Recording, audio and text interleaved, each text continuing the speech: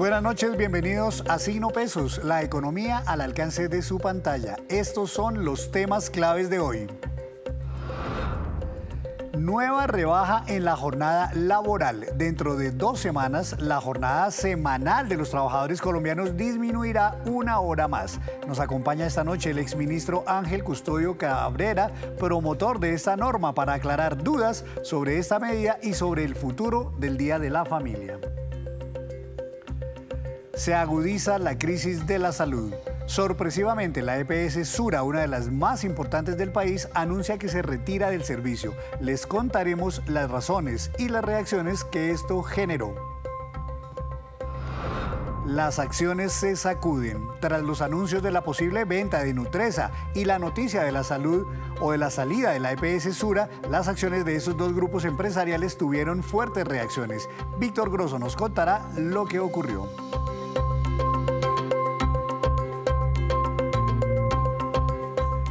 Y comenzamos esta emisión de Signo Pesos hablando de la jornada laboral de los trabajadores colombianos y los cambios que se avecinan por cuenta de una norma que está en plena vigencia. Saludo al doctor Ángel Custodio Cabrera, quien fue ministro de Trabajo en el gobierno pasado y quien firmó precisamente esta norma que estableció esta reducción. Doctor Cabrera, buenas noches, bienvenido a Signo Pesos. ¿Cómo está? Henry, muy buenas noches. Un cordial saludo a todos los televidentes que nos acompañan a esta hora. Gracias, doctor Cabrera. Pues mire, esta es la ley 2101 de 2021, que es justamente la que estableció que se va a reducir la jornada laboral, que actualmente, recordemos, o bueno, hasta el año pasado, antes de la entrada en vigencia de la ley, estaba en 48 horas. ¿Por qué, doctor, se veía necesario de una reducción en la jornada laboral? ¿48 horas es demasiado para una jornada laboral semanal? Bueno, Colombia es afiliada, respeta los derechos de los trabajadores y siempre se habló la posibilidad de la sugerencia que hizo la OIT, en la cual Colombia, como miembro de la Organización Internacional del Trabajo, acogió una de las propuestas de disminuir las horas semanales a 40 horas. En el mundo muchos países la aplican, otros la han superado, pero en Colombia fue la primera decisión desde el punto de vista internacional. Segundo, quisimos motivar a todos los trabajadores y sobre todo en lo que tiene que ver del bienestar de su familia. Y en ese sentido, por eso se acogió la disminución de pasar de 48 horas a 42 de una manera de diferentes años, hasta lograrlo en julio del año 2026. Iniciativa del expresidente Álvaro Uribe Vélez y el gobierno del presidente Duque, y este Ministerio de Trabajo en su momento acogió para impulsar, ayudar a los trabajadores de Colombia. Pues es que venía pasando una cosa curiosa, doctor Cabrera, y es que a pesar de que la jornada laboral en Colombia era bastante larga, no había mucha productividad. Siempre se criticó que la productividad en Colombia era bajita. ¿No tiene relación directa el que la jornada sea más larga con una mayor productividad en las empresas? Esa es una pregunta muy curiosa que en su momento nosotros lo debatimos muchísimo tiempo. Inclusive si usted lee el artículo primero de esta ley, uno de los puntos que le pide al gobierno y a los diferentes gobiernos es trabajar en el tema de la productividad.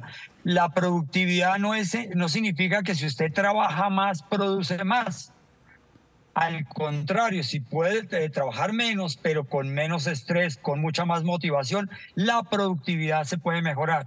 Obviamente, el tema tecnológico, la educación de los trabajadores, y por eso el artículo primero pedía realizar mesas de trabajo de empleadores con el Ministerio de Trabajo para mejorar la productividad, y en ese sentido, pues era lógico que mejoráramos las horas digamos, se disminuyeran las horas laborales en Colombia. Pues esta norma, doctor Cabrera, estableció lo siguiente, y así lo dice literalmente, que hoy, es decir, en el año 2021, que la jornada laboral estaba fijada en 48 horas, debía pasar a partir del 16 de julio de 2023 a 47 horas, eso ya ocurrió. Ahora el próximo 16 de julio va a haber una nueva reducción a 46 horas.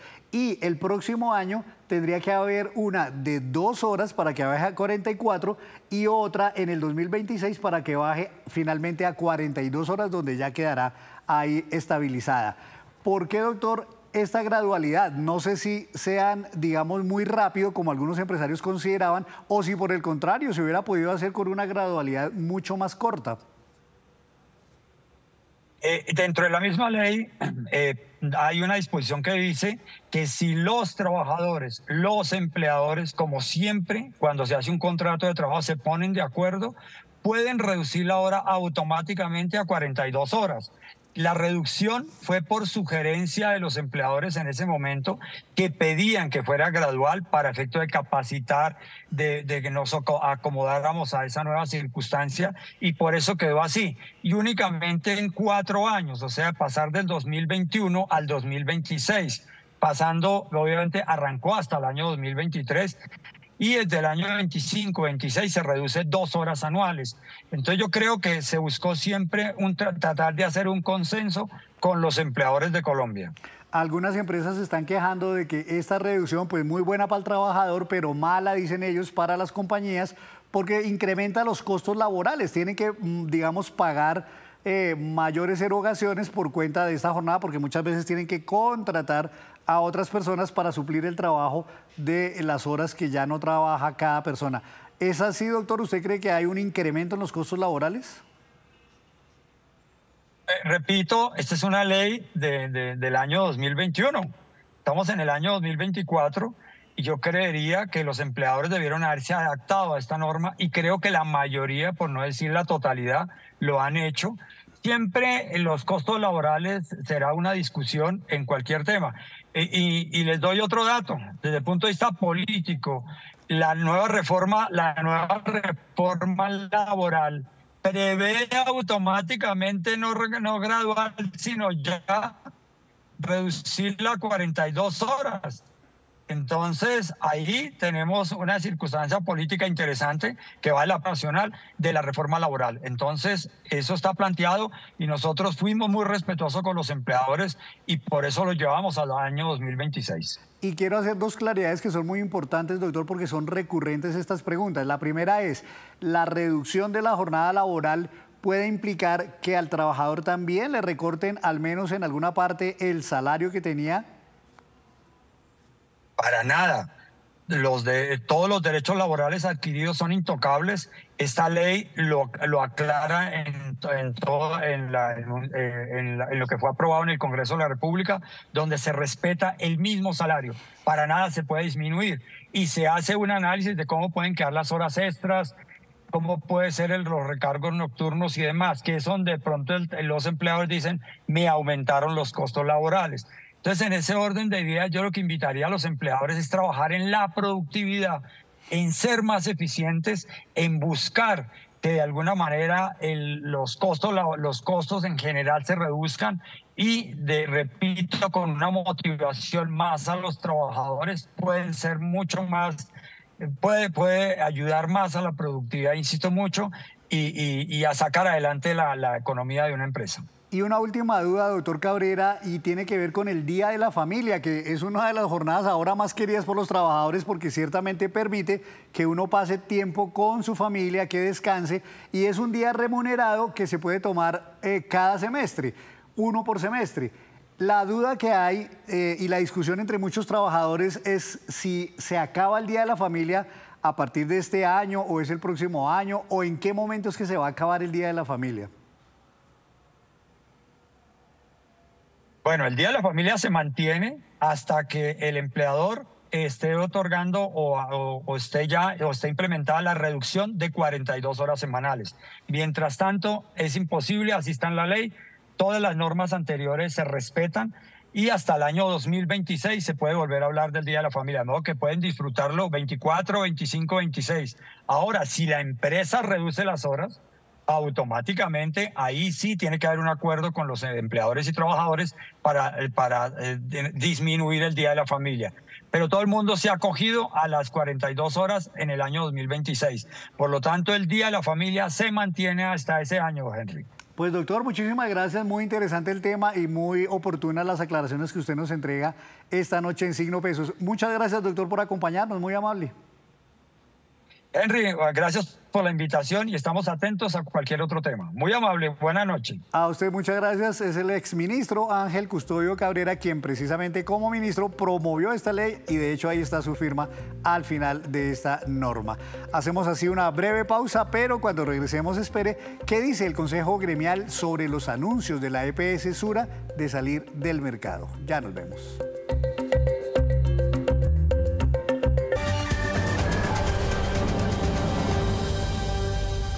La movida empresarial de hoy tiene que ver con la EPS Sura y desafortunadamente la noticia es negativa.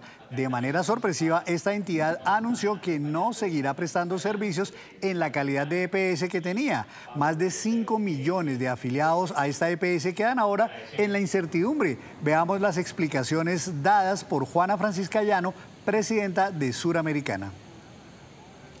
Queremos comunicarle la decisión más difícil que hemos tenido que tomar como compañía. Hoy radicamos ante la Superintendencia Nacional de Salud la solicitud de autorización para el retiro de EPS Sura del Sistema General de Seguridad Social en Salud en Colombia, a través de un programa de desmonte progresivo. El país gasta más de lo que el sistema de salud tiene disponible para costearlo. La inadecuada financiación de nuestro sistema de salud es histórica y estructural, con un marco jurídico que otorga coberturas y servicios ilimitados, junto con un presupuesto limitado. El sistema de salud enfrenta una desfinanciación histórica que compromete su sostenibilidad.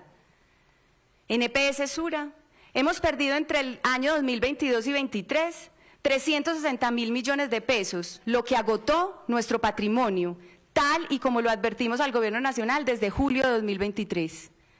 Sin embargo, y esto es muy importante, hoy aún contamos con las reservas técnicas que respaldan los compromisos adquiridos hasta la fecha. Y la salida de la EPS Sura del sistema de salud agrava la crisis en este sector. Recordemos que ya la EPS Compensar había pedido también su liquidación, lo cual está todavía en estudio, y otras EPS han sido intervenidas, incluida la misma nueva EPS que es estatal, Famisanar y otras. Las reacciones de Brook McMaster, presidente de la ANDI y también vocero del Consejo Gremial Nacional. Estamos realmente ante una situación muy mala. Hoy tenemos una responsabilidad inmensa, no solamente con todos los pacientes y ciudadanos colombianos, sino con el futuro. La responsabilidad que tenemos es la de cada día mejorar el sistema. Un sistema imperfecto, un sistema lleno de retos y de desafíos, un sistema en donde no tenemos suficiente equidad ni suficiente cobertura, tampoco tenemos la calidad que quisiéramos tener. Pero la pregunta que nos tenemos que hacer es si estamos avanzando en esos campos. ¿Estamos teniendo mejor calidad? ¿Estamos teniendo mejor cobertura? ¿Estamos siendo mejores y más responsables frente a los ciudadanos, frente a los pacientes? Nuestra impresión es que no, y nuestra impresión es que se ha venido aumentando día a día el riesgo, se ha venido aumentando día a día la vulnerabilidad de la ciudadanía colombiana y por eso tenemos una responsabilidad inmensa hoy en día. Y a esta hora llega don Víctor Grosso, quien nos trae noticias precisamente sobre dos empresas que han estado en las noticias en primera plana en las últimas 24 horas. El Grupo Nutresa y la que veíamos, la EPS Sura. Don Víctor, buenas noches. Buenas noches, Henry. ¿Cómo está usted? Buenas noches, televidentes. Hoy voy a hablar de las reacciones que se vivieron en el mercado de valores después de estas dos grandes noticias. Usted viene desarrollando el tema del Grupo Sura, pero pues también tuvimos noticias relacionadas con el Grupo Nutresa. Y hay que recordar que estas dos compañías negocian sus títulos en la Bolsa de Valores de Colombia. Empecemos por el Grupo Sura. Ante la decisión de su EPS, recordemos que la EPS Sura hace parte de una compañía más grandecita que se llama Suramericana y por encima de ellas está el Grupo Sura como holding, es decir, que la EPS Sura es apenas uno de los negocios del Grupo Sura. Y Grupo Sura como tal negocia sus acciones en la Bolsa de Valores de Colombia. Ante la petición voluntaria de su EPS de desactivarse del negocio del sector salud, vimos movimientos negativos en las acciones del Grupo Sura, por ejemplo, sus títulos preferenciales tuvieron una caída del 2,96% y sus acciones ordinarias cayeron un 2,78%. Ahora, ante la magnitud de esta noticia, vemos que estas desvalorizaciones son importantes, pero no se desplomaron las acciones del Grupo Sura. Y nos dicen algunos analistas que eso tiene una razón muy importante. Y es que la EPS Sura, dentro de todos los negocios que tiene el Grupo Sura como tal, no pesa tanto. Exacto. Y de hecho, en los últimos años, Henry, era una compañía que no le estaba generando valor al Grupo Sura. De hecho,